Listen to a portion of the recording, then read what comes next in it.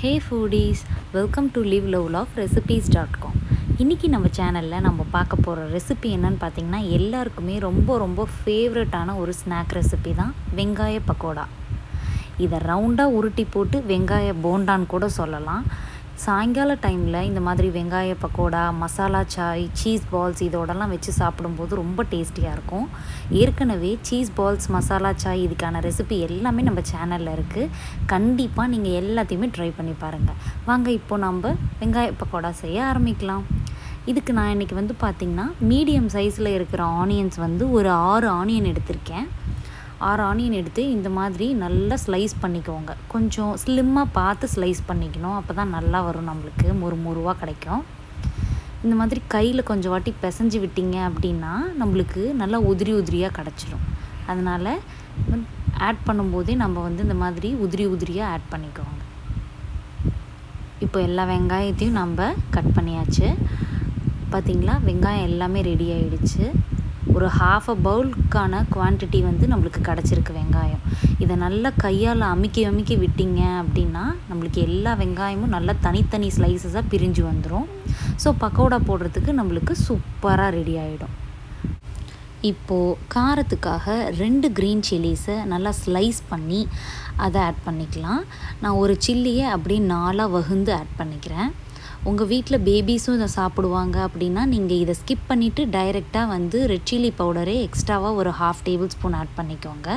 இப்போ coriander leaves and கறி leaves எல்லாத்தையுமே நல்லா பொடியாக சாப் பண்ணி யூஸ் பண்ணிக்கலாம். அவ்வளோதாங்க, நம்ம எல்லாத்தையுமே ஆட் பண்ணியாச்சு. இப்போது இந்த பக்கோடாவுக்கு தேவையான அளவுக்கு சால்ட் ஆட் பண்ணிக்கலாம். கூடவே 4 டேபிள் ஸ்பூன்ஸ் அளவுக்கு கடலை மாவு ஆட் பண்ணிக்க போகிறோம். இது நல்லா நம்மளுக்கு மொறுன்னு வரணும் இல்லையா, அதுக்காக 3 டேபிள் ஸ்பூன் அளவுக்கு ரைஸ் ஃப்ளோர், அதாவது அரிசி மாவு ஆட் பண்ணிக்க போகிறோம். இப்போது கொஞ்சமாக பெருங்காயத்தூள், ஒரு 1½ டீஸ்பூன்ஸ் அளவுக்கு இருக்கக்கூடிய காஷ்மீரி ரெட் சில்லி பவுடர் தான் நான் யூஸ் பண்ணியிருக்கேன். 1/4 டீஸ்பூன் அளவுக்கு டர்மரிக் பவுடர். அப்புறம் இந்த வீடியோவில் மிஸ் ஆகிடுச்சு, கொஞ்சமாக ஜிஞ்சர் பவுடரும் கொஞ்சமாக கார்லிக் பவுடரும் ஆட் பண்ணியிருக்கேன். ஒரு 1/4 டீஸ்பூன் அளவுக்கு. டேஸ்ட்டு சூப்பராக இருக்கும்.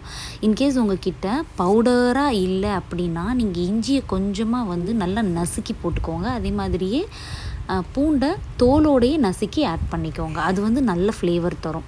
இப்போ லைட்டாக தண்ணியை தெளித்து விட்டு நல்லா அழுத்தி பிசைஞ்சு விட்டுக்கோங்க.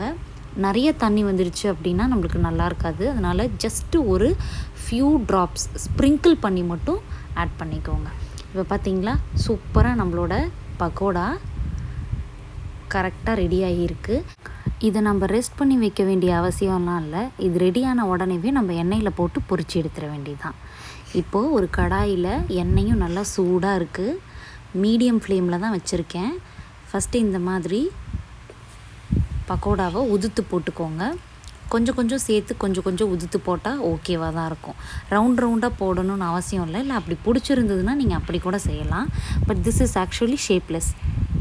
பக்கோடா இப்படி தான் இருக்கும். இப்போது இதை ஆட் பண்ணிவிட்டு உடனே நம்ம ஃப்ளேமை லோ மீடியமுக்கு ஸ்விட்ச் பண்ணிக்கோங்க.